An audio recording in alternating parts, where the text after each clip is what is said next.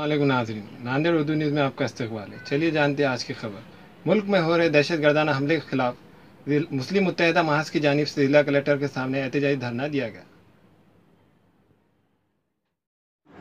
गौरक्षक के नाम पर मुल्क में हो रहे दहशत गर्दाना हमले के ख़िलाफ़ आज नांदेड़ में मुस्लिम मुत्तहिदा महाज की जानिब से ज़िला कलेक्टर के सामने एहतजाजी धरना दिया गया।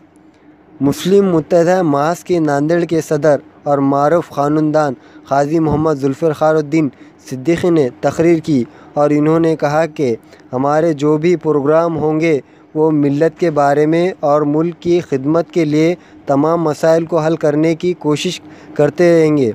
चुनांचा इस पर आज हमने ये धरना दिया और ज़िला कलेक्टर को मेमोरेंडम दिया गया। इस धरने में सियासी गैर सियासी लोग यहाँ पर शामिल थे और गौरक्षक ख़त्म करो नारा लगाया गया।